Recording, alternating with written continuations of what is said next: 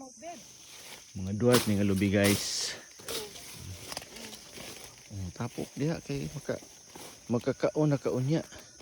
Nya pag makakaon na kaunya, pag kaugma magutot na kaugma. Tuning kay kahigan ang dwarf guys para nga mahawan-hawan. Tapos na guys oh. Daghang